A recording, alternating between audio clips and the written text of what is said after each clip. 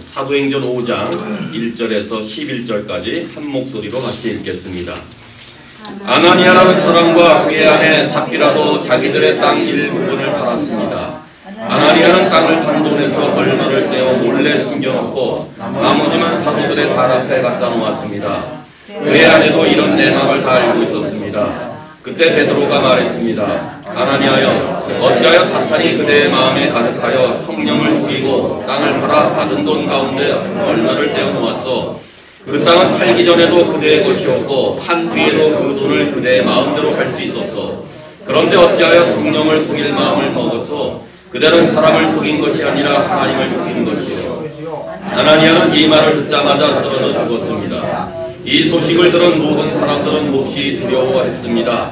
젊은이 몇 사람이 들어와 그의 시체를 싸서 밖으로 내고 나가 묻었습니다. 3시간쯤 지나서 아나니아의 아내 삽비라가 들어왔습니다. 삽비라는 방금 전에 무슨 일이 일어났는지 전혀 몰랐습니다. 베드로가 삽비라에게 물어보았습니다. 그대와 그대의 남편 아나니아가 땅을 팔아서 받은 돈이 이것뿐이요? 삽비라는 예, 그것뿐입니다 라고 대답했습니다. 베드로가 다시 말했습니다. 어찌하여 그대와 그대의 남편은 서로 짜고 주님의 성령을 시험할 수 있단 말이요? 보시오, 그대의 남편을 장사 지내고 온 사람들이 문 앞에 있으니 그들이 그대를 내고 나갈 것이요. 그 말이 끝나자마자 삽비라는 베드로 앞에 쓰러져서 죽었습니다. 그 순간 젊은이들이 들어와 삽비라가 죽은 것을 보고 그녀를 밖으로 내고 나가 남편 곁에 묻었습니다. 온 교회와 이 일을 들은 모든 사람들이 큰 두려움에 사로잡혔습니다. 교회는 부흥의 때만 있는 것이 아닙니다. 위기의 순간도 찾아옵니다. 성령의 충만을 경험하기도 하지만은 악한 영의 공격을 받기도 합니다. 교회는 믿음의 역사를 드러나기도 하지만은 하나님 앞에서 가면을 쓴 채 믿음의 연기를 하기도 합니다. 그래서 집과 가정에서 쓰는 가면이 다르고 교회 생활에서 가면이 다릅니다. 신앙의 연수가 많아질수록 직분자로서의 책임을 감당하면 감당할수록 들키지 않게 완벽한 연기를 하기도 합니다. 이와 같은 일은 부흥의 물결이 온 예루살렘 교회를 뒤덮고 있었던 2000년 전에도 일어났습니다. 이들은 오순절에 성령의 놀라운 역사를 경험했습니다. 성령의 충만함이 있었습니다. 방언과 치유의 능력을 경험했습니다. 성령의 충만함으로 하나님의 말씀을 담대하게 전파하여 3,000명, 5,000명의 수많은 회심자들이 주님께로 돌아왔습니다. 교회가 비좁아졌습니다.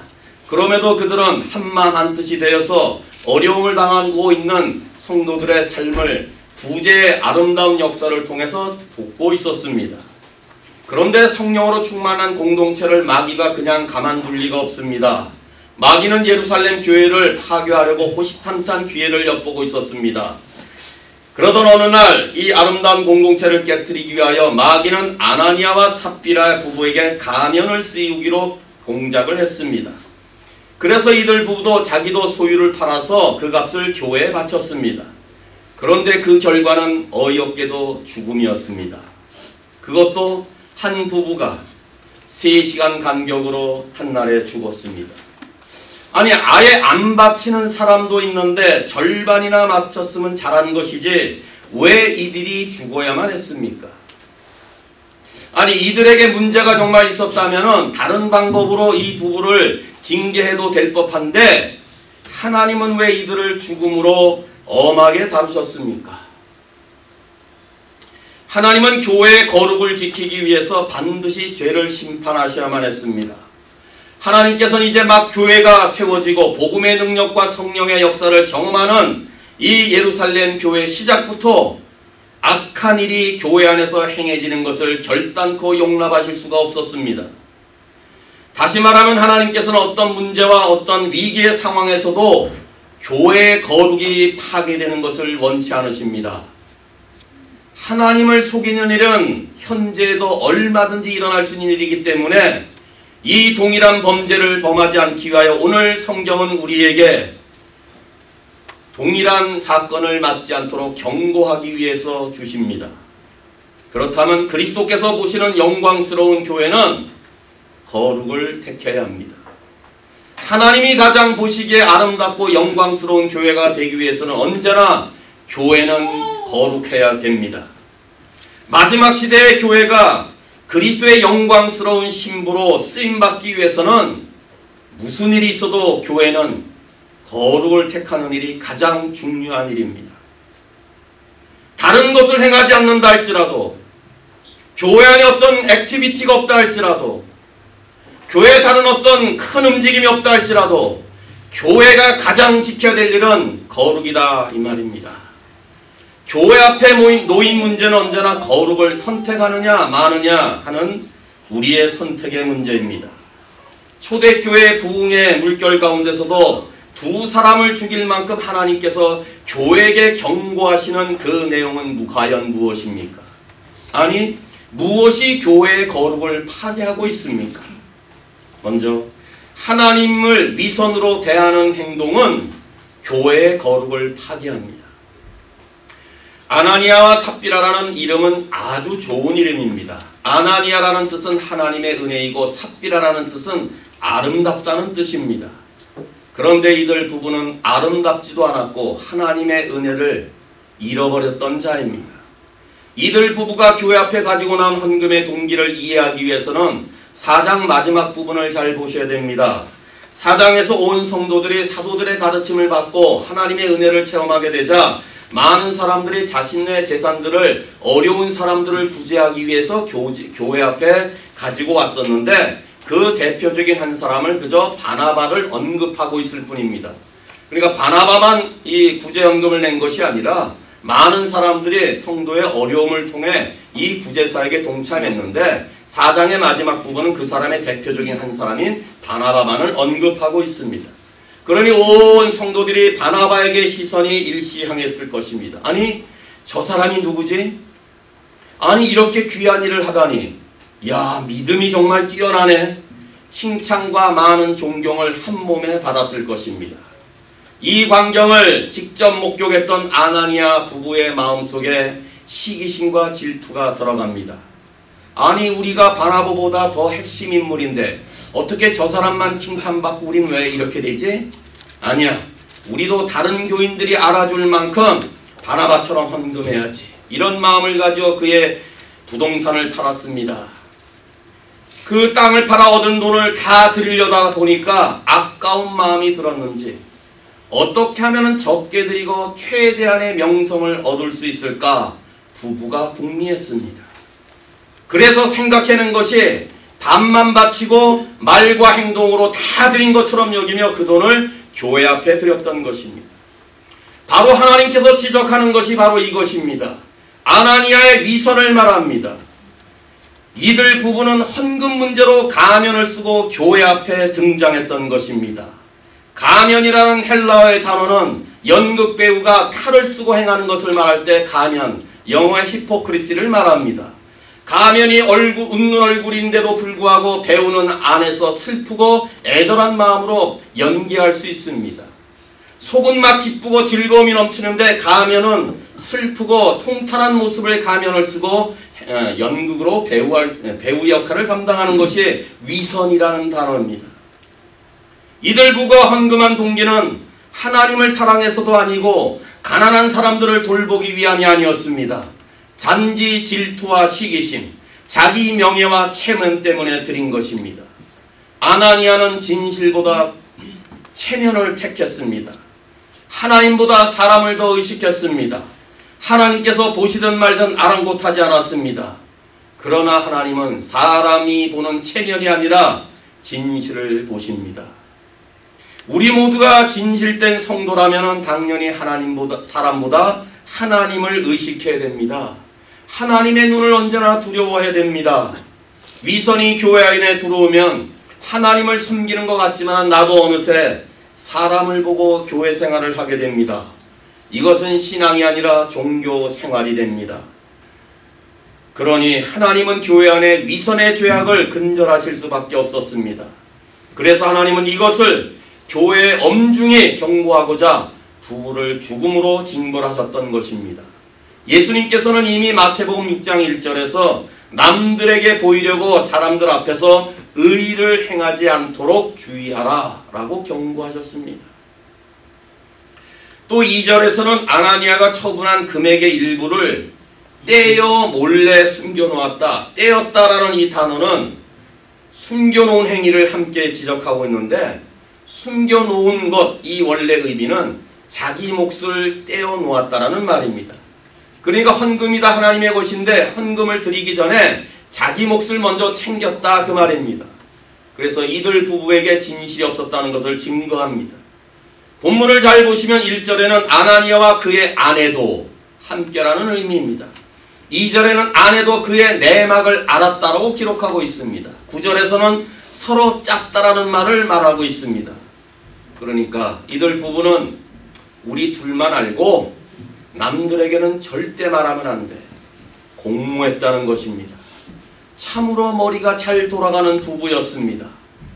부부 중에 한 사람이라도 진실했다면은, 여보 그게 무슨 소리야, 어떻게 하나님을 속여, 하나님께 바치면서 왜 거짓말을 해 하고 만류했어야 했습니다. 그런데 나쁜 면에서는 궁합이 잘 맞았던 똑똑한 부부였고 말 그대로 일심동체였습니다. 정말 사랑이 있다면 고린도전서 13장 6절에서 말하는 대로 불의를 기뻐하지 아니하고 진리와 함께 기뻐했어야 했습니다. 이들 부부에게는 진실과 사랑이 없었습니다. 그런데 하나님은 체면이 아니라 진실한 삶을 원하십니다. 그래서 하나님은 사람의 행위가 아니라 마음을 보시는 것입니다. 베드로는 이들 부부가 드린 재물의 문제를 다루면서 3절에서 아나니아의 마음에 사탄이 가득하여 거짓말을 했다. 4절에서는 그 재물을 아나니아야 내 마음대로 할 수 있었는데 왜 성령을 속였느냐 라고 반문합니다. 이 재물 문제를 해결할 때 이 문제를 어디에 두었다고요? 마음이라고 지적합니다. 인간의 본질적인 문제는 지식과 정보에 있는 것이 아니라 언제나 마음에 달려 있습니다. 이들 부부는 마음에서 우러나온 상태가 아닌 사람을 보기 위한 행위로만 헌금했습니다. 그래서 예수님은 위선으로 행하는 일에 대한 경고를 중요하게 여기셨는지 마태복음 6장 3절에서 4절에 구제를 베풀 때는 내 오른손이 하는 일을 왼손이 모르게 하라면서 구제는 우리의 돈에 많고 적음에 달려있는 행위가 아닌 마음으로 하는 것임을 이미 말씀하고 있습니다. 그러므로 우리도 이 본문을 보면서 마귀의 틈을 타지 않도록 늘 주의하셔야 됩니다. 마귀는 우리의 마음을 건드립니다.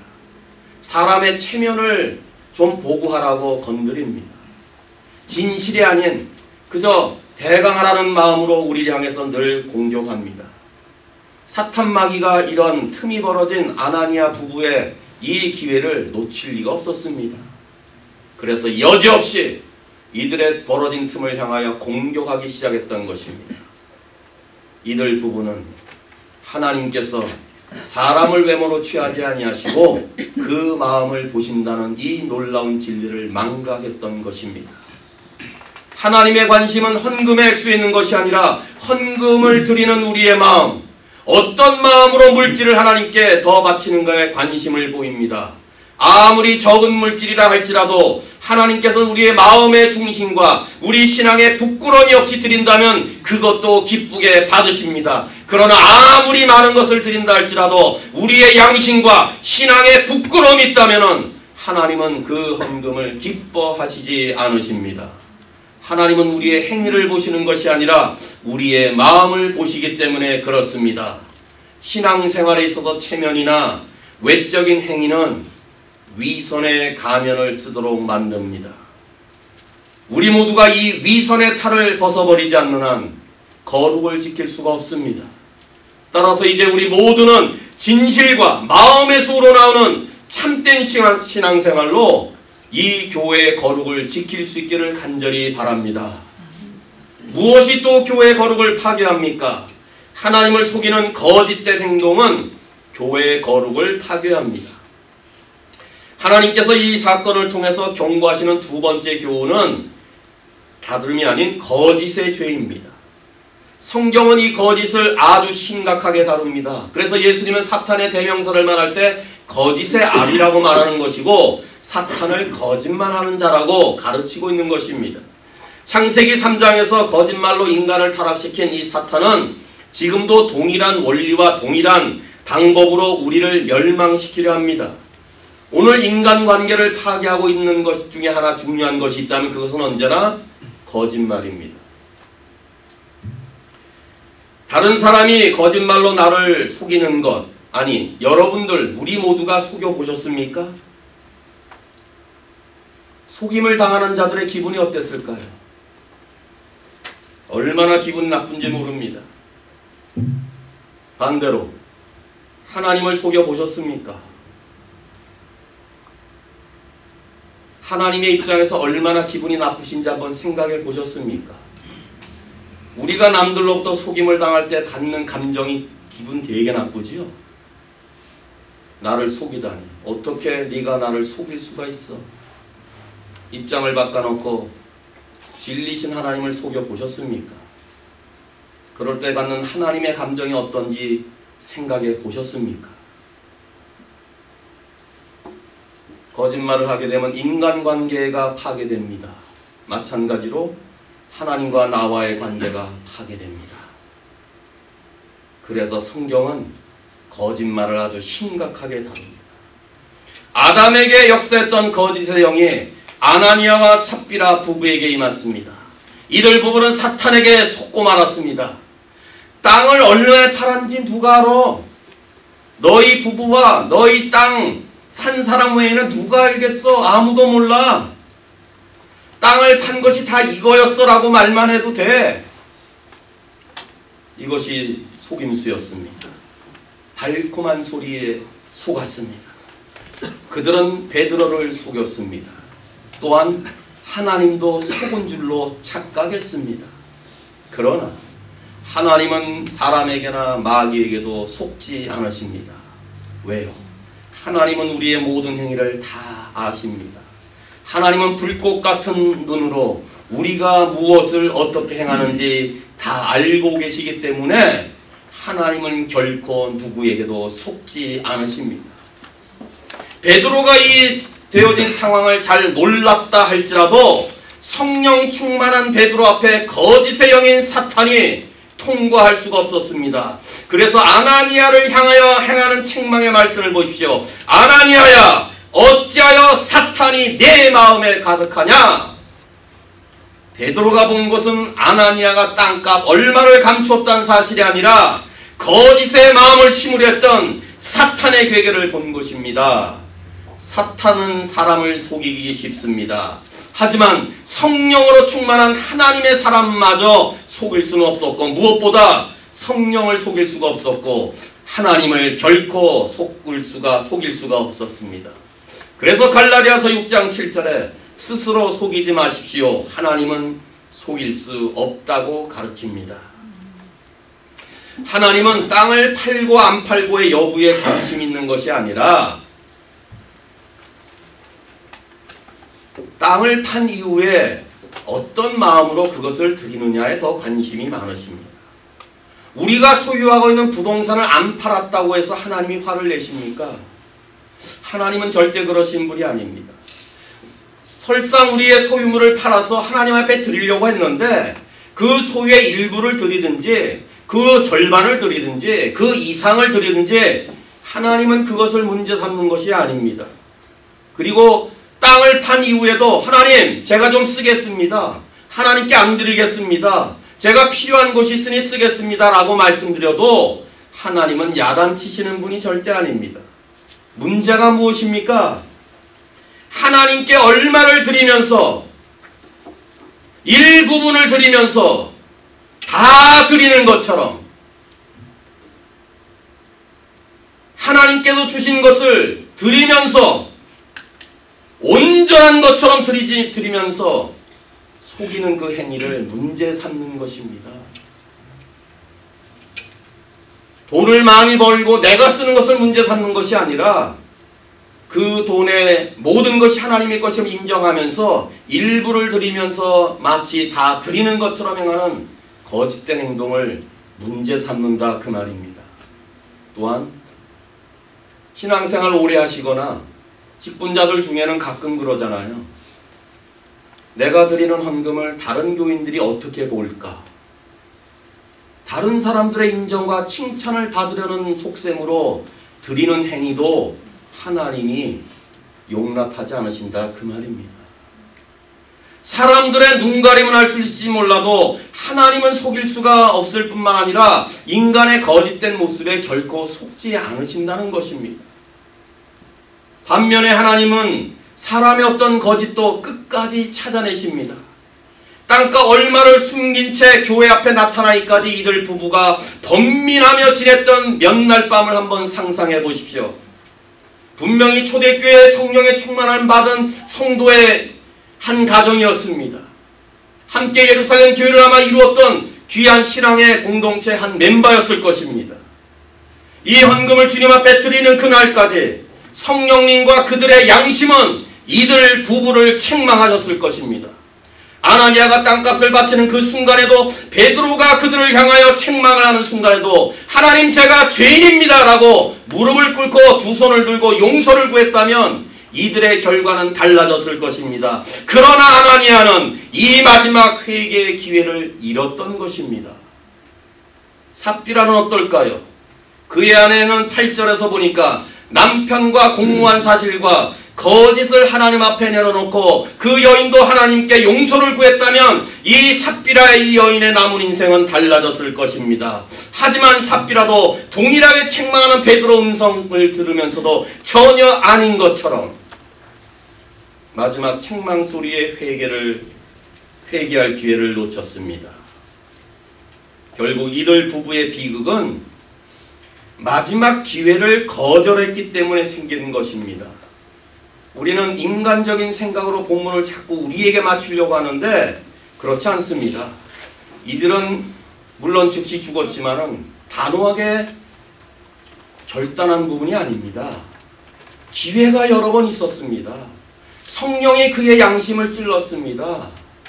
베드로의 책망의 소리가 있었습니다. 이건 회개를 주시는 하나님의 음성입니다. 그러니까 한 번의 잘못으로 하나님이 죽였다라고 하는 것이 아니라 이 회개할 수 있는 기회를 놓쳤기 때문에 하나님은 초대교회가 부흥하는 그 역사 현장에 어떤 죄악도 용납하실 수가 없어서 마지막 최악의, 우리가 생각하는 최악의 방법인 죽음을 택했던 것입니다.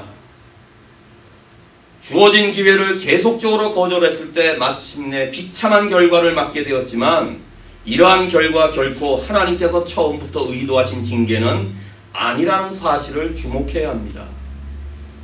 하나님은 언제나 회개할 기회를 주시는데도 성도들은 숨기고 있는 죄를 드러내지 않고 또 이것이 마치 아닌 것처럼 계속 살다 보면은 하나님이 끝까지 우리를 추적하신다는 것을 보여주기 위해서 말씀을 말하는 것입니다. 베드로가 이들 부부에게 책망한 이유는 죄를 드러내고자 함이었지 죽이고자 함이 아니었습니다. 베드로가 이를 향해서 호되게 꾸짖는 것은 이 죄에서 돌이켜서 회복되는 것을 원했지 이들을 죽음으로 몰고 가려고 했던 것은 아니었다 그 말입니다. 이들에게 계속적으로 야단을 치고 있는 것은 하나님 앞에서 어떠한 죄악도 결코 숨길 수가 없다는 것을 보여주기 위해서 말했던 거지 이들을 죽이려고 했던 것이 결코 아닙니다. 그럼에도 불구하고 이들 부부는 끝까지 거짓이 영원히 통할 수 있었다는 착각을 하면서 여전히 하나님과 성령 앞에서 거짓된 행동과 거짓말을 했던 것입니다. 시편 139편 1절에서 4절까지 하나님은 우리의 앉고 서는 것을 다 아십니다. 우리의 말하는 것을 다 아십니다. 그래서 우리가 주를 떠나 도망갈 수 없다고 성경은 기록하고 있습니다. 그러므로 거짓을 숨길 수가 없고 은폐할 수가 없습니다. 하나님은 끝까지 찾아내십니다. 우리가 어디를 가시든지 하나님은 쫓아오십니다. 끝까지 추적하십니다. 그래서 잠언 28장 13절에 자기 죄를 숨기는 자는 형통치 못할 것이나 죄를 자백하고 버리는 자는 긍휼을 얻을 것이다. 이렇게 가르칩니다. 자기의 죄를 숨기는 자는 형통치 못할 것입니다. 혹시 신앙생활하면서 순탄의 길이 멀어지고 형통의 삶이 잘 이루어지지 않는다는 생각하게 될 때 혹시 하나님 앞에 숨기는 죄가 있는지 점검할 수 있기를 바랍니다. 왜 하나님 앞에 잘하고 열심히 교회 다니고 공부도 많이 하고 섬기는데 왜 순탄하지 않습니까? 라고 반문하시는 분들 계시다면 혹시 그 외적인 행위가 아니라 하나님 앞에 감추고 있는 나의 죄악이 있는지를 점검해 보실 수 있기를 바랍니다. 죄를 자백하고 죄를 버리는 자는 긍휼을 얻을 것이라고 약속하고 있기 때문에 그렇습니다. 우리를 파괴하는 마귀의 가장 무서운 도구는 거짓말입니다. 사람의 관계를 파괴하는 것도 거짓말이고 하나님과의 관계를 파괴하는 것도 거짓말이고 교회가 일치되는 것을 파괴하는 것도 거짓말이고 교회의 부흥을 흔들어 놓는 것도 거짓말이고 교회의 모든 행하는 하나님의 일들을 흔들어 놓는 이 모든 것도 우리가 행하는 거짓말이 됩니다. 그러므로 거짓의 탈을 벗지 아니하고서는 거룩을 지킬 수가 없습니다. 따라서 이제 우리 모두는 정직하고 의로운 신앙생활로 교회의 거룩을 지킬 수 있기를 간절히 바랍니다. 무엇이 또 교회의 거룩을 파괴합니까?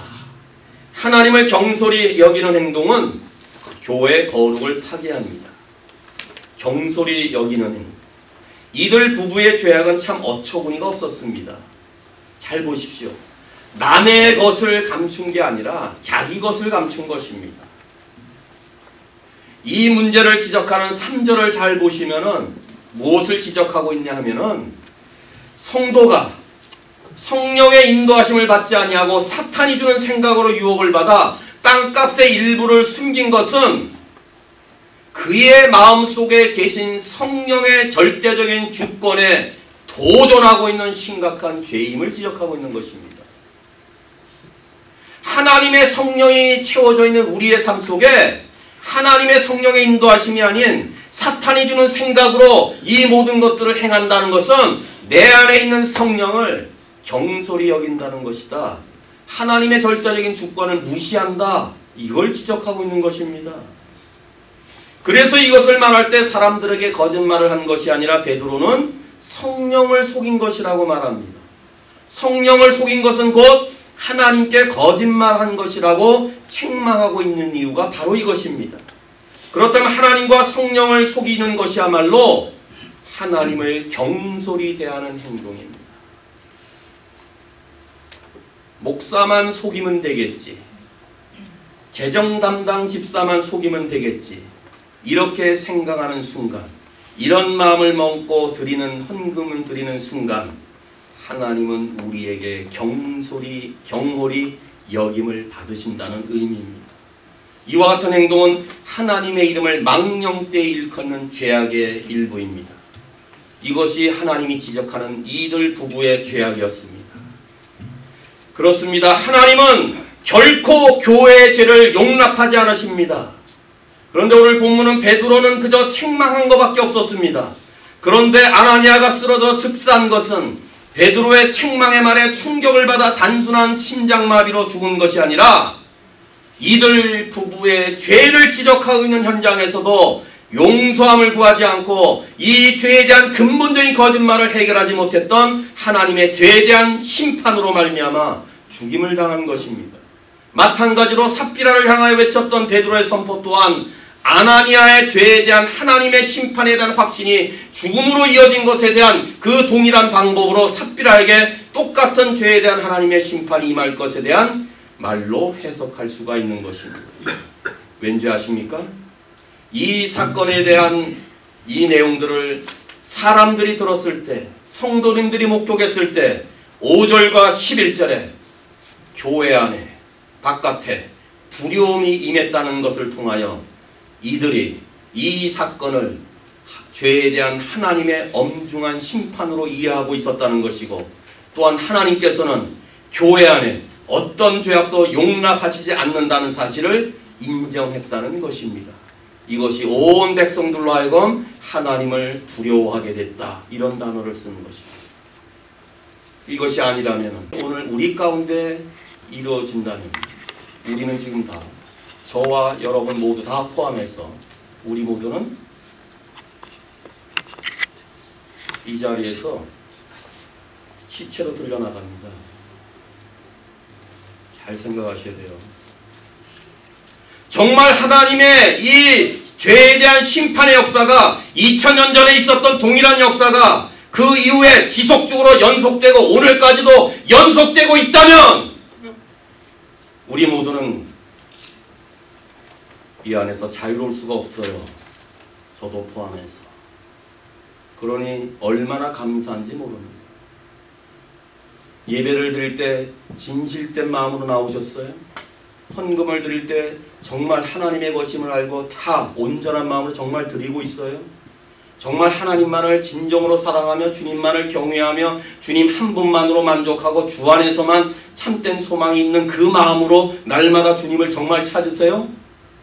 그것이 아니라면, 속이고 있다면, 옆에 사람 보기 위해서 나온다면, 직분 때문에 행한다면, 체면 때문에 교회 섬긴다면, 의무감으로 오늘도 나왔다면 어떻게 될까요?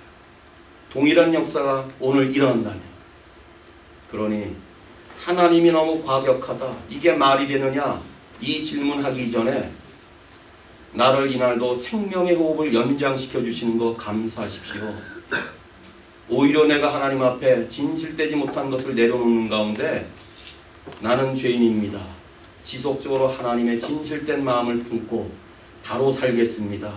이런 마음을 가지고 예배하며 교회를 섬길 수 있기를 바랍니다.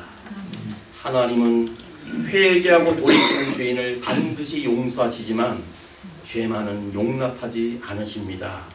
출애굽기 34장 7절에 하나님은 회개하는 심령의 잘못과 죄를 용서하시지만 죄를 그냥 넘기시지는 않으십니다. 시편 5편 4절 6절에 주님은 악한 것을 좋아하시는 분이 아니시고 여호와께서는 거짓말하는 자들을 멸망시키시고 속이는 자들을 몹시 미워하신다. 이렇게 가르칩니다. 왜 교회 안에 죄를 용납하지 않으십니까? 하나님은 교회의 순결을 보호하시기 위해서이십니다. 지금 예루살렘 교회는 엄밀히 말하면 아직 영적 유아기 상태에 있었습니다. 교회가 태동한 지 얼마 되지 않았어요. 하지만 하나님께서는 이런 교회라 할지라도, 시작한 지 얼마 안 되는 교회일지라도, 여전히 영적 유아 상태에 있는 교회라 할지라도 이 어린 교회가 진실과 정직을 생명으로 알고 잘할 수 있도록 하기 위해서 처음부터 부정직과 불의와 위선의 독소를 결코 용납하지 않으시려고 작정하신 것입니다. 우리 어린 자녀들을 키울 때 어린 자녀라 할지라도 정직하게 키우길 원하잖아요. 진실된 모습으로 자라나기를 원하는 부모의 심정이 있잖아요. 1살, 2살 되기도 전에 저들 모두가 부정직과 불의와 위선의 독소를 품지 않도록 부모님들도 그렇게 애쓰잖아요. 하물며 하나님의 거룩한 전이라고 말하는 이 교회가 하나님의 성령으로 가득 채워졌던 나의 거룩한 이 몸이 어떻게 부정과 불의와 위선의 독소로 채워질 수가 있느냐, 그 말입니다. 그러므로 교회가 바로 시작했다 할지라도, 영적 유아 상태에 있을지라도, 여러가지 것들이 미숙하다 할지라도 거룩하신 그리스도의 몸인 교회는 거룩해야 되기 때문에 이제 막 출발하는 첫 교회에 결코 어떠한 누룩도 퍼지지 않도록 하나님께서 직접 개입하신 사건입니다. 교회가 순결해야 영향을 발휘할 수 있고, 교회가 깨끗해야 세상이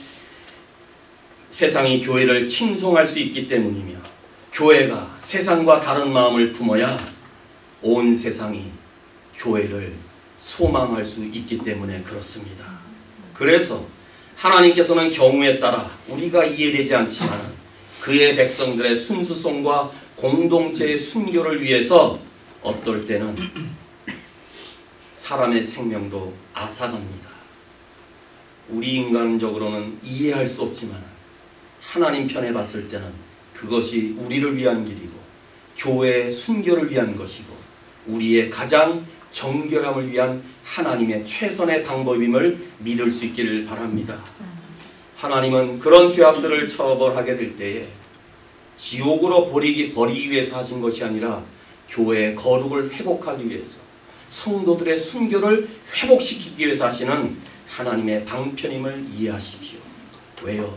하나님은 우리를 여전히 사랑하시기 때문에, 사랑하는 자는 하나님이 징계하시기 때문에, 잘못한 자기 아이들을 부모가 사랑하기 때문에 회복시키기 위해서 징계하듯이, 교회가 잘못돼가고 교회가 순교를 잃어버리고 교회가 거룩을 잃어버리게 될 때 교회가 회복을 하고 교회의 순교를 찾기 위해서 하나님이 이렇게 사랑의 채찍질을 한다는 사실을 이해할 수 있기를 바랍니다. 이렇게 대할 때 이 본문은 결코 비극으로만 끝나지 않았습니다. 예루살렘 교회가 거짓과 위선을 제거하고 거룩을 유지하자 11절에서는 온 교회와 이 일을 듣는 사람들이 다 크게 두려워했다고 되어 있고, 12절 이하에서는 오히려 사도들이 백성들 사이에서 많은 표적과 이적을 행하고 백성들에게 칭찬을 받으며 또 다른 부흥을 가져왔다고 말하고 있습니다. 우리에게 한번 묻겠습니다. 우리는 어떻습니까? 가면놀이를 하고 있지는 않습니까? 사람의 칭찬을 받고 있지만은 은밀한 죄악을 혹시 마음에 품고 있는지 아는지요? 교회 안에서 겉으로의 행위의 모습으로는 잘 헌신하지만은 혹시 속으로는 병들어 있지 않은지요? 겉으로는 그래도 헌금을 잘하고 있지만은 혹시 하나님의 것을 일부 감추면서 하고 있지는 않은지요? 그토록 착실하게 보이지만은 속으로는 하나님을 속이면서 적당히 신앙생활을 하고 있지는 않은지요? 이 모든 것에 대한 대답은 아무도 해줄 수가 없습니다. 그 대답은 나 자신이 갖고 있습니다. 나 자신만 압니다. 저도 모릅니다. 여러분들이 저도 모르는 것과 똑같이 나만이 압니다. 그러나 기억하십시오. 나 혼자만 알고 있다고 생각하지 마시고요. 무엇보다 위에 계신 하나님은 절대 속일 수 없다는 사실을 깨달을 수 있기를 바랍니다. 그러니 우리가 어떻게 하나님 앞에서 감히 숨기거나 감출 수가 있겠습니까? 모든 것을 다 아시는, 전지하시는 그분이 나의 하나님이십니다. 우리가 어디를 가든지 죄악을 끝까지 추적하시는 그 무소부재 하나님이 나를 사랑하시는 아버지이시다 그 말입니다. 그러므로 남은 세월 하루속히 위선의 탈을 벗어 던지기를 바랍니다. 다른 사람들의 인정과 칭찬 때문에 거짓의 가면을 쓰는 일이 없기를 바랍니다. 교회의 순결을 위해서 하나님을 속이거나 경솔히 대하는 일들을 하루속히 중단할 수 있기를 바랍니다. 그래서 우리 모두가 교회를 거룩하게 지키며 이 교회가 마지막 시대에 영광스러운 교회가 되기 위해서 여기 계신 한 분 한 분이 언제나 거룩을 선택하는 교회가 될 수 있기를 간절히 바랍니다. 사랑하는 성도 여러분, 교회의 본질은 거룩입니다. 교회는 위선을 용납해서는 안 됩니다. 교회는 거짓이 있어서도 아니 됩니다. 교회는 예루살렘과 같은 시험이 얼마든지 있을 수 있지만은 그것은 반드시 제거되어야 됩니다. 교회 안에 죄악이 제거되고 거짓과 위선의 모습이 사라질 때, 그래서 지속적으로 교회의 순결과 거룩을 지키게 될 때 세상 사람들은 하나님을 두려워하게 될 것이고 바깥에 있는 사람들은 교회를 칭찬하게 될 것입니다. 누가 뭐라든지, 누가 다른 사람들이 어떻게 말하든지 간에 거룩은 우리의 최고의 기준이자 우리의 최고의 행복이며 우리 교회가 반드시 지켜야 될 최고의 표준이라는 사실을 기억할 수 있기를 바랍니다. 그리스도를 믿는 믿음을 가졌다는 다른 증거는 거룩입니다. 주님을 신실하게 사랑하며 주님을 온전히 섬기는 유일한 증거 또한 거룩입니다. 이와 같은 성도로 이루어진 교회는 늘 거룩을 드러낼 것이며 주의 영광을 나타낼 것입니다. 이제 거룩의 위기를 맞고 있는 이 마지막 시대에 우리 모두가 위선과 거짓의 가면을 벗고 하나님을 하나님 되게 하는 거룩의 공동체, 영광스러운 공동체를 세우는 일에 힘을 다하는 한 분 한 분 될 수 있기를 주님의 이름으로 축원합니다.